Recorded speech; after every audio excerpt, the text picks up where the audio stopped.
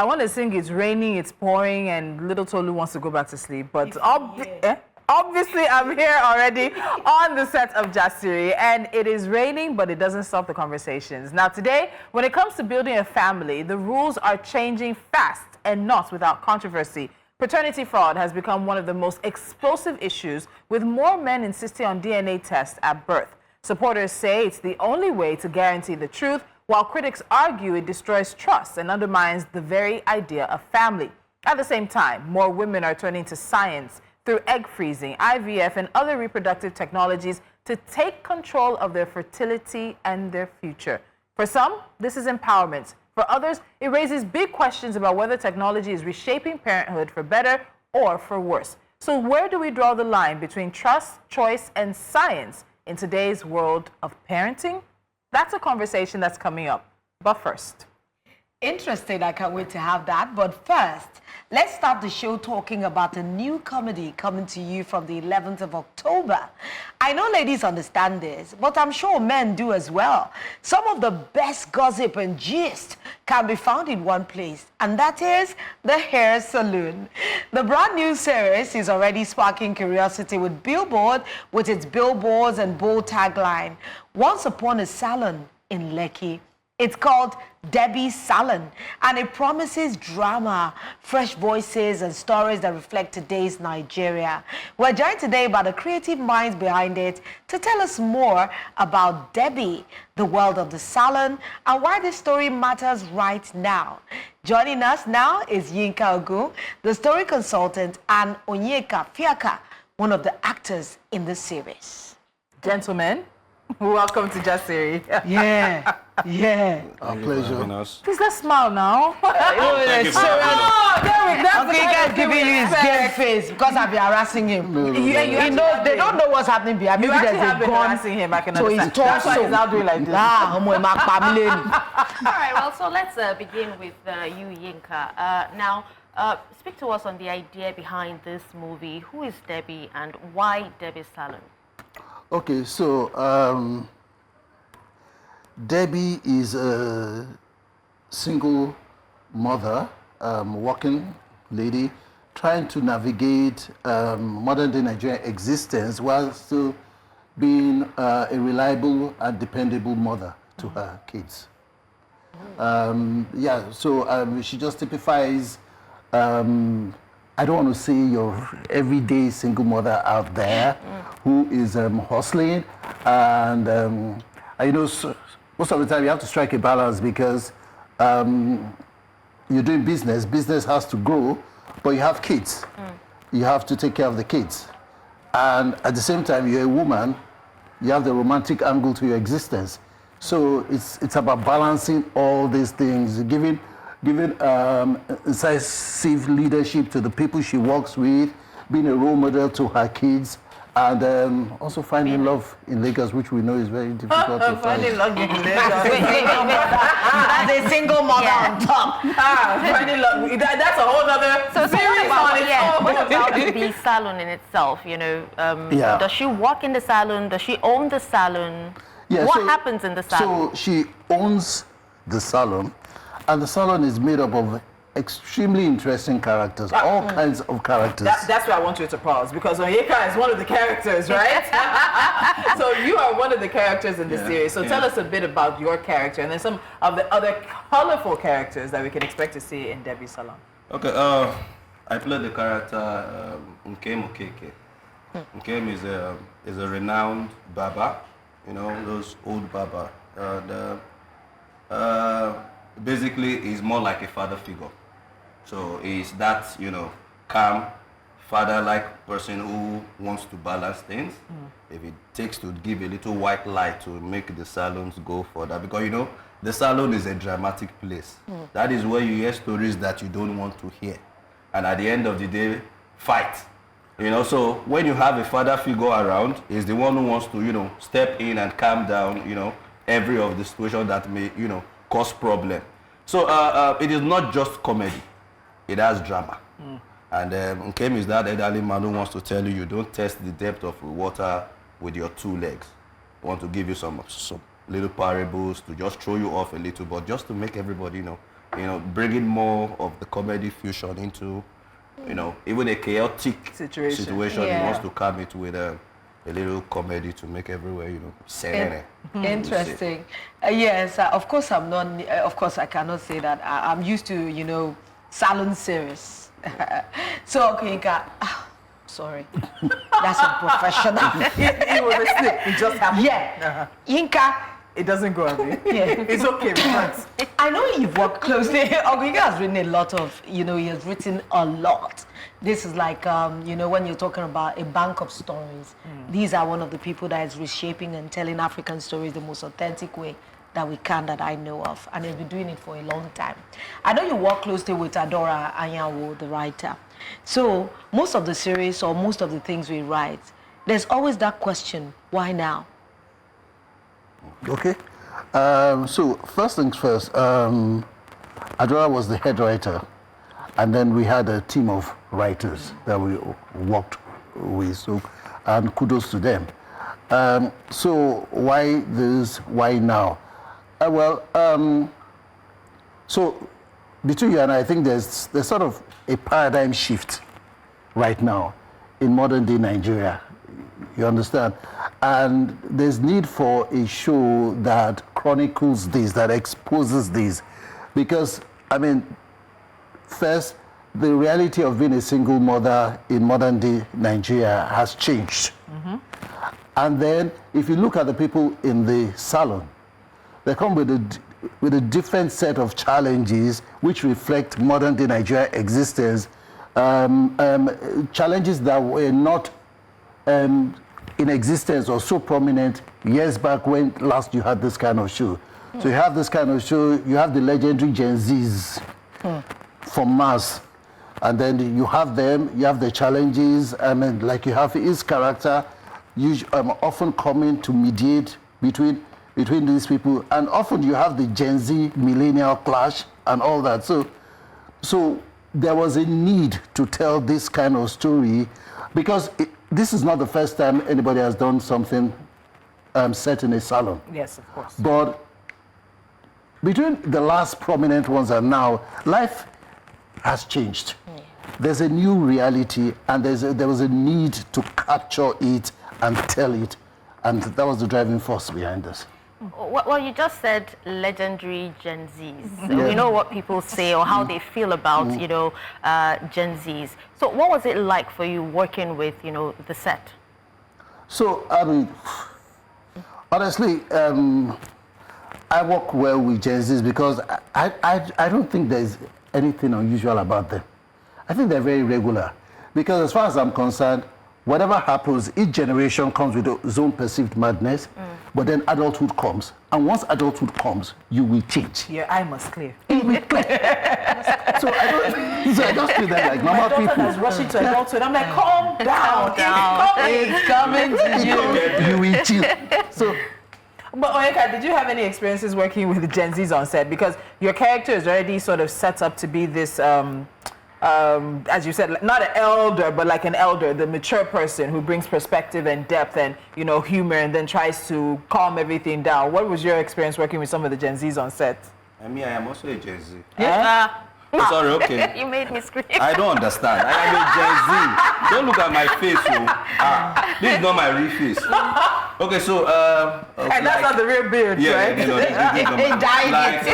Like what Mr. Yinka said already, they are not irregular.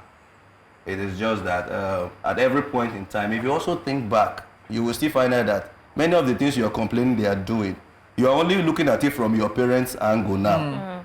There were a lot of times they also told you, don't go here, don't do this, and you actually did those things.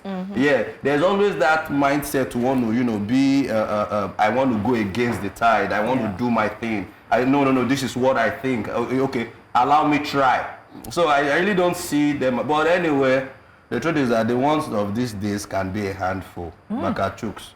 They can actually be a handful, and we are. Okay, let's say we all grew up in a time where there was spanking, and now we are trying to emulate no spanking anymore. So imagine that guy, you want to, and you want to, you want to, and you want to, it can. So now we are all even learning. They say it's gentle parenting. Yes, that's what I'm saying. So even you now, you are also learning and you are finding it every time you are fighting with yourself. Now imagine that fight you're fighting with yourself is the same fight they are also fighting with themselves, because now they are more like, I already know they cannot or they should not spank me. So that is out of the place. When before, you know that if they give you one ibati, we call it African everything will be sex. it is already waiting. So you are actually looking at what you can or what you don't want to do. Okay, it's fine. And when the producer called me about this job, she said she wants this to be a retirement plan. And ordinarily, you're as good as your last job. Yes. Yeah. So she has been on this for some time. I think she also had a salon story before. You get, so she said she wants it to be bigger. And like you asked the other time, why now? This is the only time you need something to suit you. Because if you open the news, you are hearing story. If you're on the road, yesterday they went to scatter people's house in Oworoshoki, and they were on the 3rd Mainland Bridge creating holding. So imagine staying in that traffic all day after a hard day job. Then it now rains. So now you actually need something you come back to, not pressing, not forcing, drama, a little chaos, not horror. Not love, because even the love now, like you said, it's already chaotic on its own. So you need something to just, remove you from some, serious hardship. Chooks everywhere choke now. Again. You need to go so you actually need and something. just forget Nigeria. And like which is actually good, because this show will be from 9 p.m.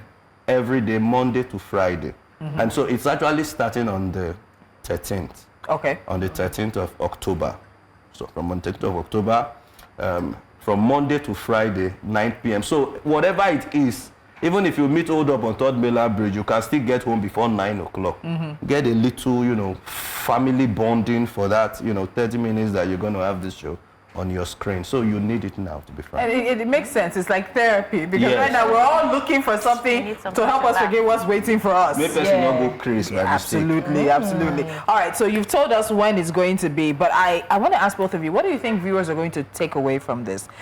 We talked about the fact that there are other saloon series that have happened, but what's going to make Debbie's salon stand out? What's going to be the thing that he talked about? Family bonding in the evenings, opportunity to sit down and laugh. And I remember my daughter, there's one that if she heard the soundtrack, wherever she was when she was 2 years old, she'll come running. We'll watch it, I'll laugh, she'll laugh. I'm thinking, why are you laughing? What do you understand that you're laughing about? But it was family bonding. So what do you want viewers to take away when Debbie's salon launches? Okay, so for me, one of the beautiful things about Debbie's salon is the fact that the characters were carefully curated.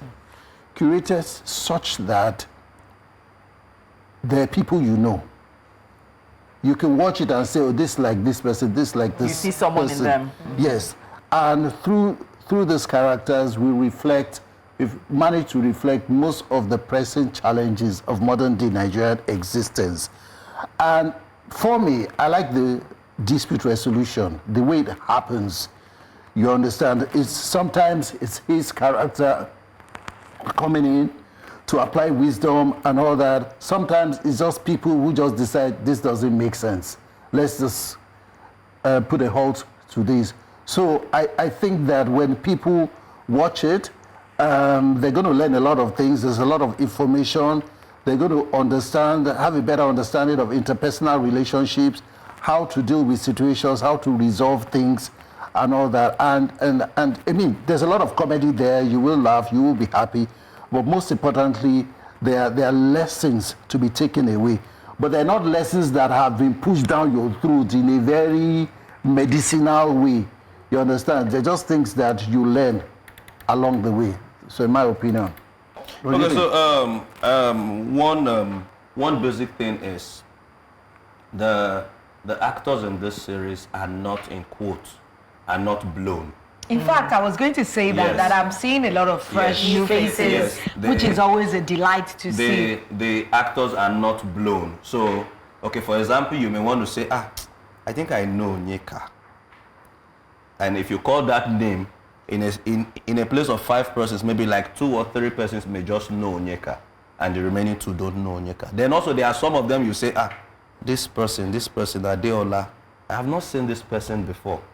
You get, so now the good thing the convener of this project did was actually bringing people you will not ordinarily believe would deliver, coming together and doing something that you can actually hold. And it's easy for you to point and say, and Ramsey be that now, definitely now, he go kill him. Yeah. And you know, some of those is actually rubs off on, it actually rubs away the authenticity of what you're doing. But when you look at someone and you're like, this blessing, I have not seen her before. Who is she? Who is this person? And you want to, but the guy try you, the boy try you. So I think ordinarily from here, you would actually know from now, when this show starts, you will be able to get down some names and say, okay, these names are household names now and all that. So those are some of the things, you know, that will come up. And we need to, because we can talk so much about this, but you know, because time is running away from us, we won't want to tease them a lot with all these little snippets you're giving us. We want to give them, you know, a sneak peek. Good. Let everybody anticipate. Let's build the anticipation. So here is a sneak peek of the all-new Debbie Salon. Alice, let people taste and smell. I think I will just go with the ponytail. Do you have extensions I could choose from? It's not like any of these hairstyles will make you beautiful, so just choose one already. If your hand should touch me, I will show you that you're not the only mad person. I will go start to scatter everything. Over your paper.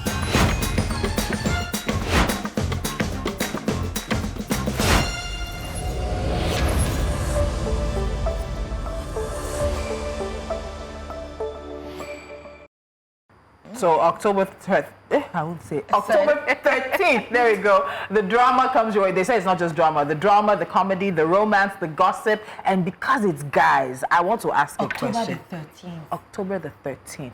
Yes. I want to ask guys, what's the, would I say the strangest, the wildest, the craziest, what's the most interesting gossip you've ever heard this at the barber? Sorry, not the salon. At the barber. See how Mr. Yinka is looking at me? What's the craziest gossip? You're sitting there minding your business, they're lining you up, edging you up, and your ear is just catching one story, and you're like, nothing. In real life? In real life, yes. No. I think Sound is adult too. Let's leave it. It's adult. You can tell us. Oh my God. But I think in the barber shop we don't really get much because they are hanging your mouth, they are talking, they are doing this. I think the only thing you hear most times is about I have seen stuff at the barber salon now. I think they that they are gossip more giving than guys. Hey, they gossip more. How do you know this and they don't know this? because I wouldn't know. See, let me tell you, I've heard crazy stories when I'm getting my hair braided, and the last one, I think I had 6 ladies braiding my hair, and out of the 6, 5 of them were talking about the fact that they don't even want to get married. I was not the one instigating the conversation, though. They were now sharing their experiences, the one that was from a polygamous family, the one whose father had gone for many years. So I was just like, wow. But do you know what is the strangest thing about salons for me? Is the audacity of the amebo. It's a safe place for them, One, there is no veracity to the story. Have you ever heard them talk about strange things happening? Or even politics. They Stories said- that you yourself don't know. So nothing like that happened. They say they saw that woman in Aguashuku. I'm telling you, my sister was there. They say she came out of the water like this. Her wings grew. I said, this thing is happening. He said, my sister, that one has small thing. You never see the crocodile woman. It's okay, stop there. Everybody takes it a top notch. So, but I'm very sure you guys are going to top us on that, right? Mr. Yinka, you're going to top us. Of course, no. Of course, yes, on Debbie's okay, fine. Now, apart from just the gossip, we try to actually handle some real life situations. Fantastic. Yes, because fine, it is not just a marketplace. It is not anyhow. Sometimes some of the things we actually arrange them to make sure this is actually what we wanted you to understand or want to portray. We want to touch this subject, and we just do a little, look for a way to make it easy for you to, accept Digest, it. Just touch it. Okay, I can relate to this story. This is the same story. This is the same story. Same story. And the good part of it is we are not done yet. So ongoing. And you're just getting started. that thing that happened in your backyard yesterday you may find it in Debbie's salon tomorrow as the day goes by. Oyeka, let's leave it at that. Yinka and Oyeka from the new series coming your way October the 13th. That is Debbie's Salon standing here, joining us today rather, to give us just a little bit of a tease about what the story is going to be. And that's regularly, Monday through Friday, starting October the 13th at 9 p.m. West African time. Fantastic. All right, thank you guys so much for being with us. We're going to have to take a quick break because we have another conversation coming up and a guest standing by. This is Jasiri. Stay with us.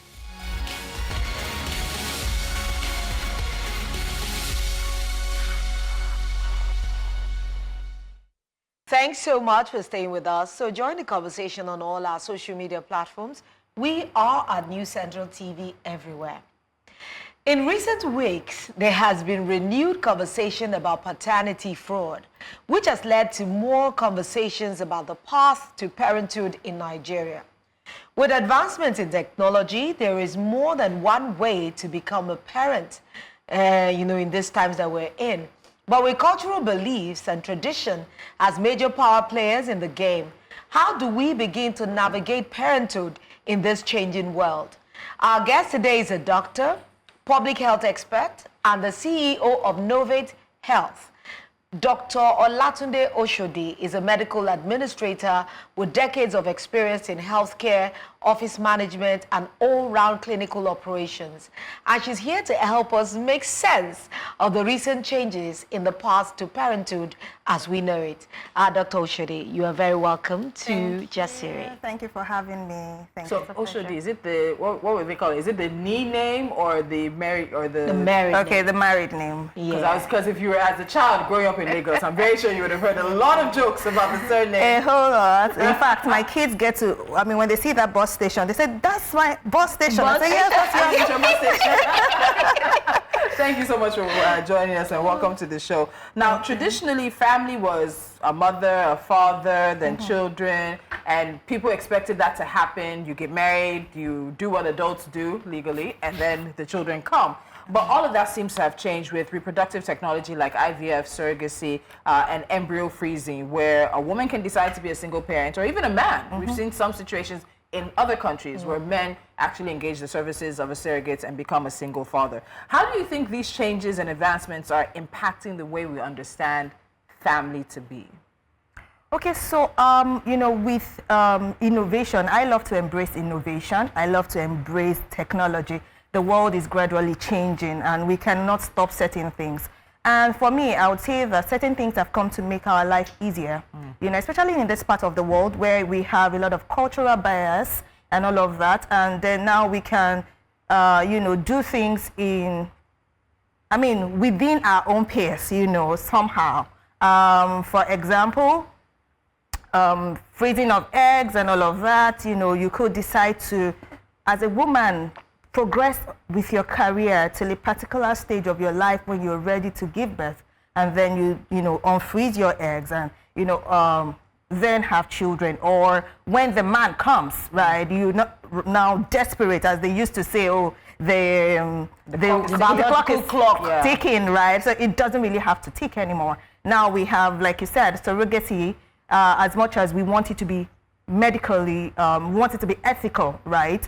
Now there are no barriers as such, when it comes to having your own child, as it used to be. Right now, when the woman is seen to be medically unable to carry a pregnancy, after all has been done, we can now open a channel for surrogacy. So it's, I would say that we should embrace technology, embrace innovation as. All right, now, Dr. Oshodi, let's talk about, the role of culture in keeping up with this, changes, and would love you to speak from your experience in working with couples and also individuals looking to have children, right? How have you seen culture impact them and their lives? So for our client, right, we know that culture is a big deal. And a lot of people, tend to weigh their options because of culture. So I remember there was a particular couple who were trying, and I think the lady was about 31, 32 at the time, and I advised, why don't you just go for IVF straight up? And she says, am I old enough to go for IVF? Why shouldn't I just keep trying? And I'm like, see, there is really nothing wrong with going for IVF. What if you keep trying until you are 38 and 39, and then you decide to go for IVF? You are then now at a higher risk. Why not go now when you are at a lower risk and embrace this technology? And she did, and had a child, And so I believe that a lot of people still have restrictions because of the cultural, mindset around in our climate. But then people are beginning to step out of it little by little with the advent of social media. I mean, you're seeing developed countries, you're seeing things happening, and so we're beginning to embrace it. Not so easy, right? I mean, we all know that in some places, people still stigmatize CS. Yes, that's a non-natural exactly. And then you then say, oh, mine is IVF or mine is surrogacy. In some places in Nigeria, it still sounds like taboo. So people still try to, tread carefully. I don't think it's even just the taboo part. It's also the secrecy. I believe everybody is entitled to their privacy. But it gets to a point where sometimes when you hear some stories and you're like, this probably is IVF or surrogacy, and a lot of people are not comfortable coming out to own it, and to be very honest with how it has happened. And that's why I always remember Nancy Ume. She was here with us. She had her third child, a baby girl, through surrogacy, and I think the baby's about 1 now. And she's very much owned the process and owned the things she went through. How she was able to breastfeed a child that she did not give birth to. And it's just that having more people like her can also help to reduce the taboo and destigmatize the process. Because this idea of once you get married, Nigerians are womb watchers. I'm looking at you guys. Nigerians are womb watchers. The moment you say, I do like this, people are counting 9 months for you. And a lot of people just seem to not understand the pressure that it ends up putting on the woman and the family. A lot of the times, unfortunately, it's the woman that bears all of the pressure. Absolutely. Not everyone, but a lot of the times it's the woman. So in having people own it and being willing to speak out, they help make it possible for the next person to also speak out. I'm looking at egg freezing because a lot of times now we are more, at least we women, we're educating ourselves on many things. And egg freezing is one of the things that a lot of women in recent time have spoken about. I just want to understand, what is egg freezing really?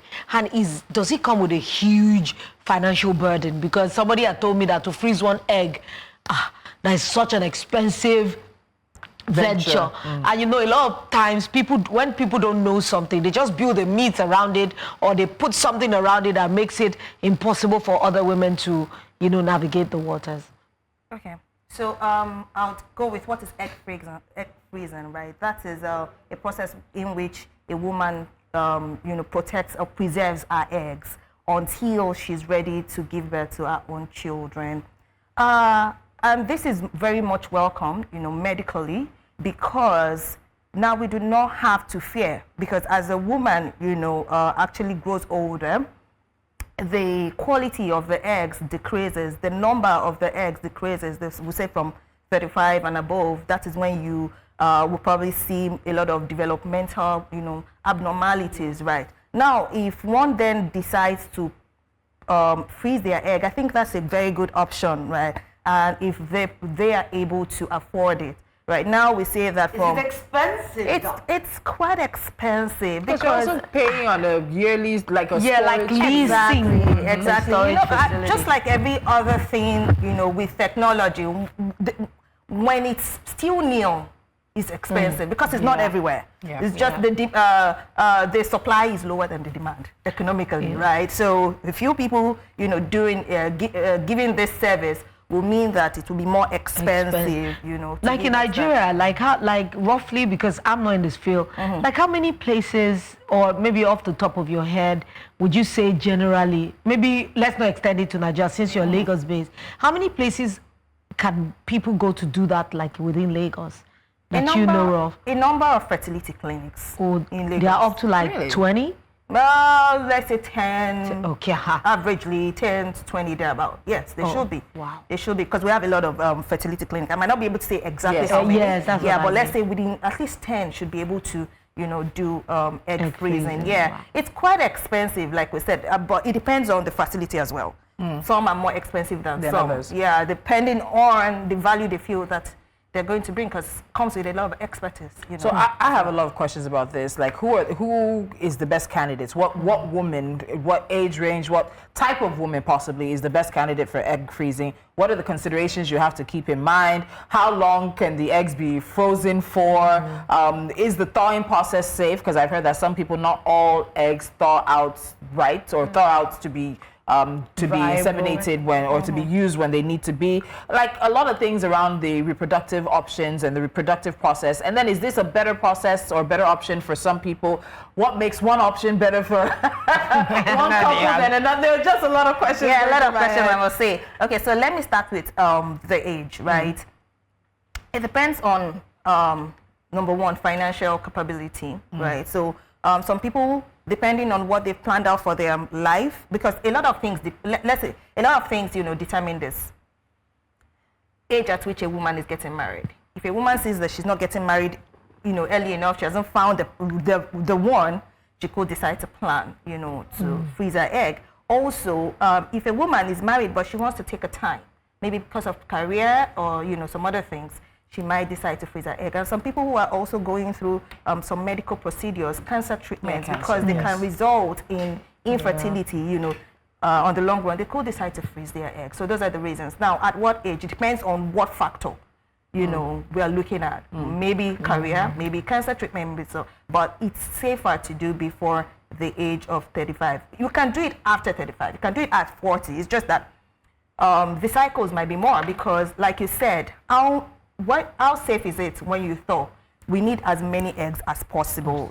Some school of thought will say 14 at minimum. So if the first cycle is able to give 14, now in younger people, you can get as many eggs as possible, right, within the first cycle. In some people, like we say, 35 and above, you might not be able to get as many in the first cycle. You might do more cycles. And that's also cost intensive, exactly, because the more the cycle, the more you pay for it. Yeah. So that's about it.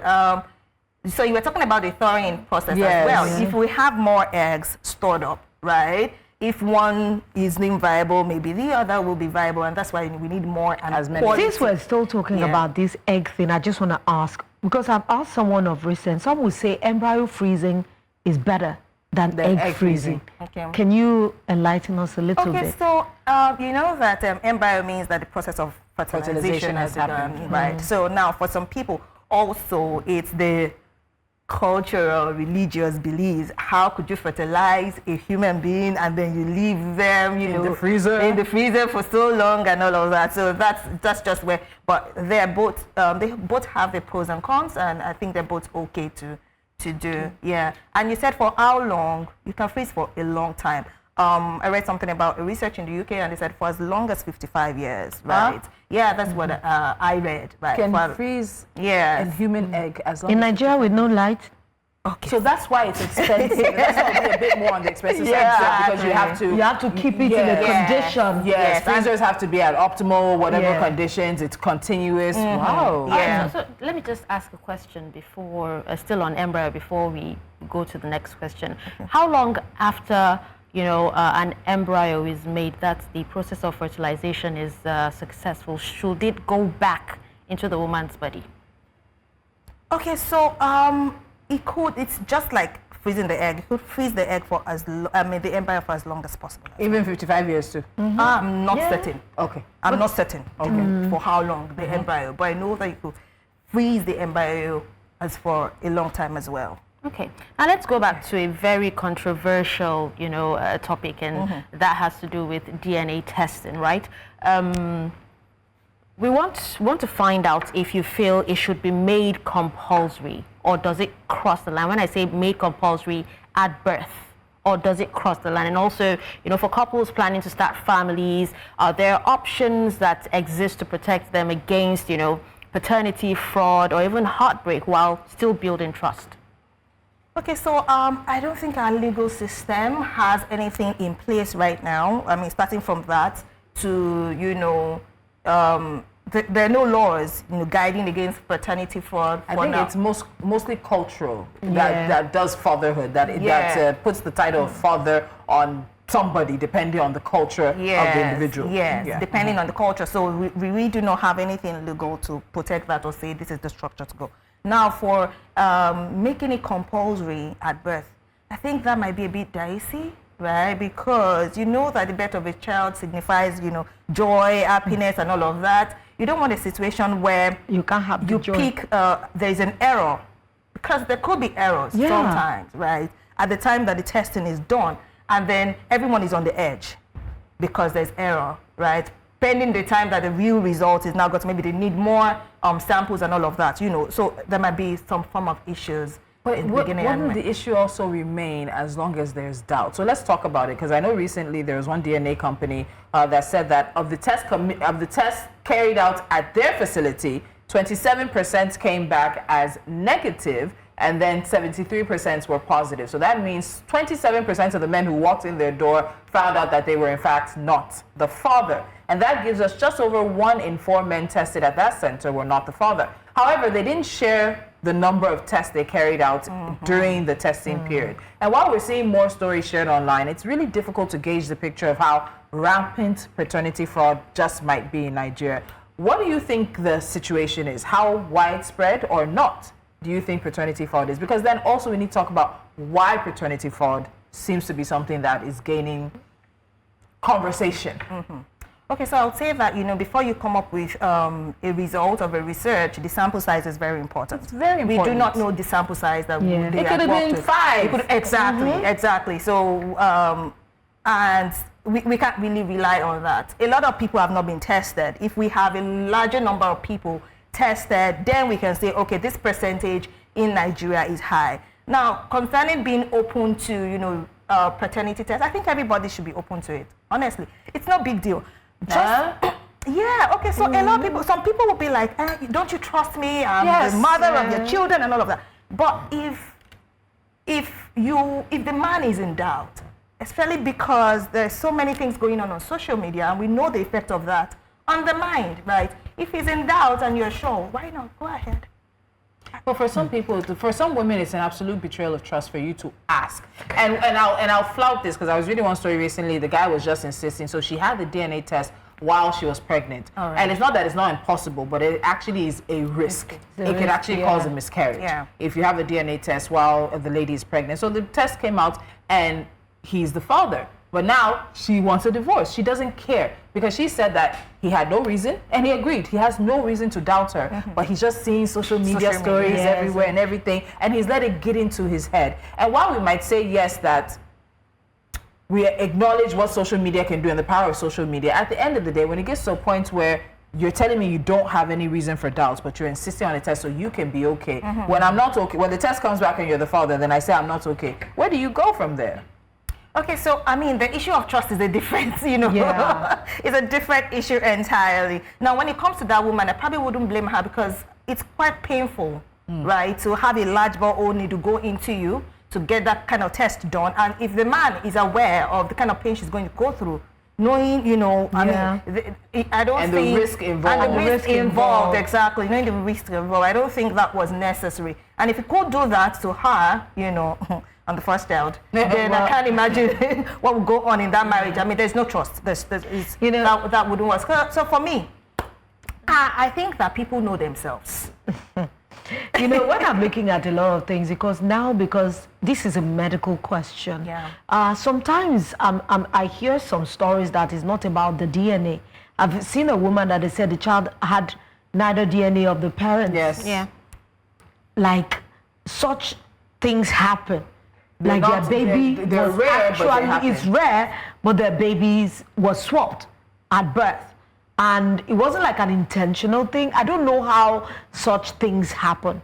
Maybe like a general hospital where they give birth to many babies at the same time, maybe handling, tagging, anything could happen. Yeah. In such exceptional circumstances,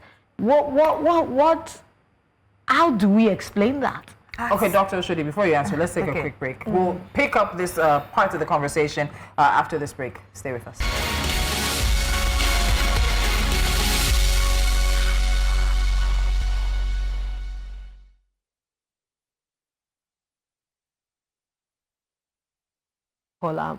You know, doctor just named something. I had to say just column. She gave us okay. You have missed a lot of conversation if you're just joining us. But welcome back to Jasiri. We'll see have Dr. Oshodi in the house, and we're discussing this issue of paternity fraud and the implication on the society.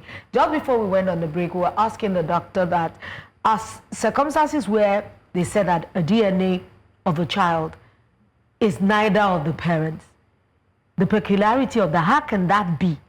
And we threw in some other angles to you when we were off break, where I've read somewhere where they said she had twins and they both had 2 different sets of DNA. And Tolu did say something about another one where she had read. Is it a chimera? No, I think what you say is the chimera twin, about something like that. Being a twin at fertilization, but one of the twins, quote, I don't know, was absorbed. One absorbed by the other twin. Yeah, but that DNA stays in their body, and then for some reason there was a need for a DNA to be carried out on the child, and they said that the man was not the father, and he goes on. The woman's swearing up and down, you're the father. Eventually further testing showed that it was the DNA of his absorbed twin. And somebody's going to be listening to us and saying that sounds like Nollywood. Yeah, but these things happen. It happens, but they're not. It's not the majority of the cases of paternity fraud at the end of the day. Yes. Okay, so for these cases, right, what medical practitioners do is, like I said initially, there's some cases that you see there are errors. There's some cases that you hear that the result is inconclusive.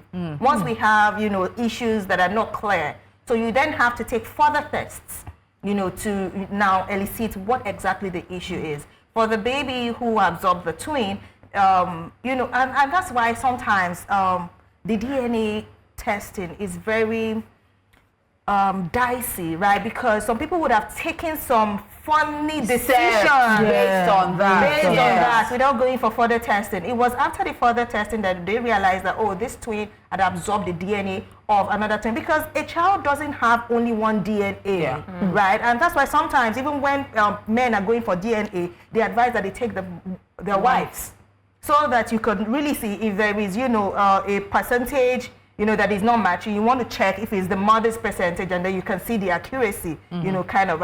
So for all of this, what I usually advise is be patient in the DNA process.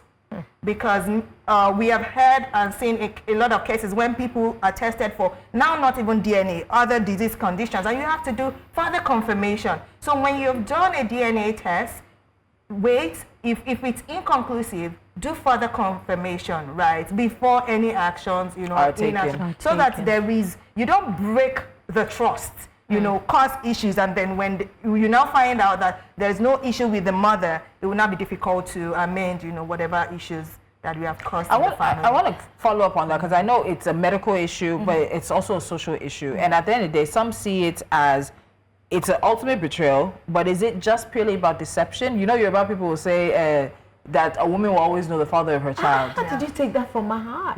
It's been in my heart since I always said it. Will always know the father of her child. I say situations, depending on how the woman waka, she's not actually sure who the father of the baby is. And then she's crossing fingers, crossing toes, and hoping that it's the better man that is the father of the baby. She goes with that, and for many years, they all think that's the father of the baby. So maybe it's a sickness or jackpot now, because a lot of people are having to do DNA for jackpot. But do we also ignore the deeper social and cultural factors driving it?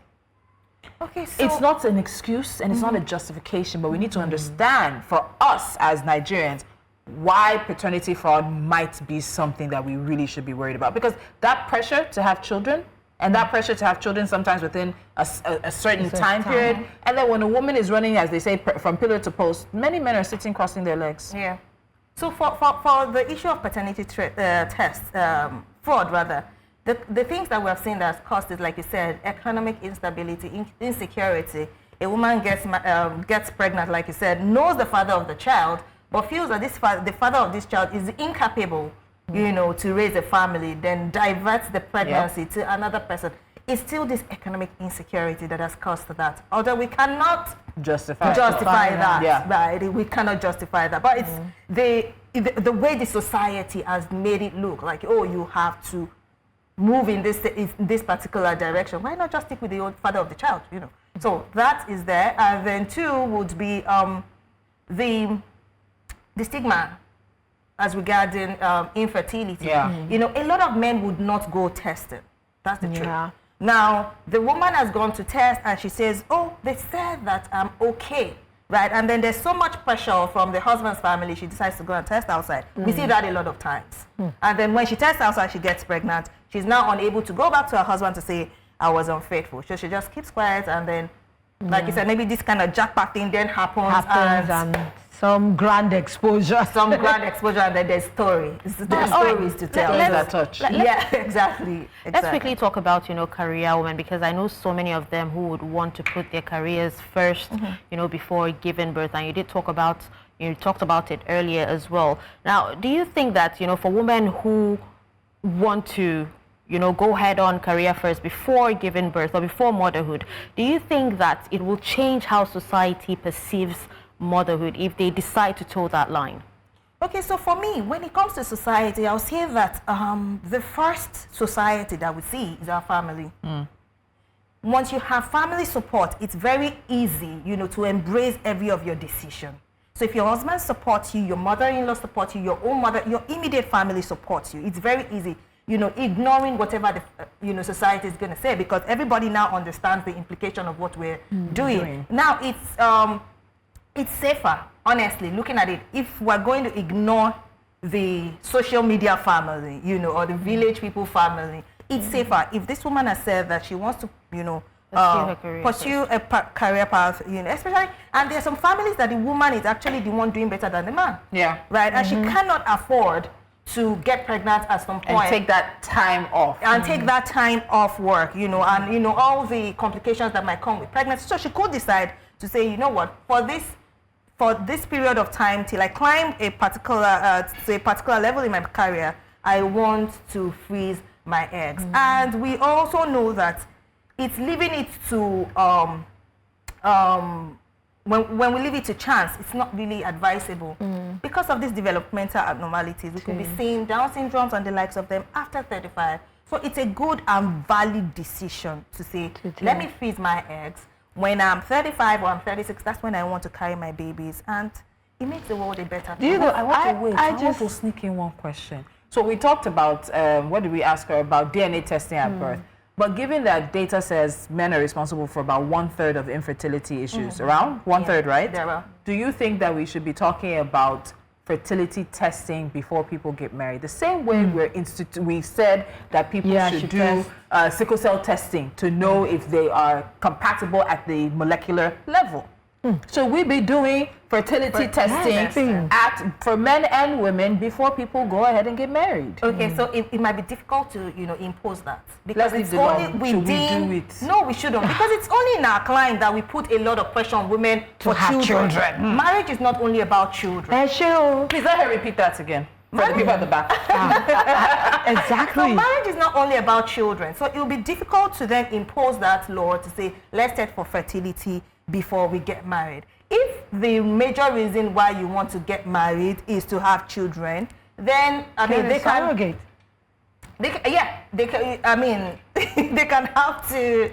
can decide that before marriage. However, like you said, there's certain things that just takes away trust even before you get married. If you say that I want to test for fertility before. But Dr. Oshodi, people lie. People lie. I've known people that even to ordinary DNA, to ordinary blood samples, people lie. They say, oh, I'm AS, and the person is... even going for a blood sample, even urine sample. People go and pay other people for their urine sample. And they can throw See, you we're taking Dr. Oshodi a different way now. No. All right, we're going to hold that conversation, because especially this part of the men's part in infertility, because infertility seems to just be a burden placed solely on women. But 1/3 of infertility cases are caused by men, 1/3 by women, I believe, and then 1/3 by unknown or a combination of the two. But are we ready for that conversation? Are we ready for that conversation? Honestly, I'll say that. Ready? For me, if you're not ready to get tested, I'm not ready to get tested for infertility. Let's just be in the house together. When you're ready, then we'll go together to get tested. Wow. That's our last word. That's our last word. We'll see you guys tomorrow. It's as simple as that.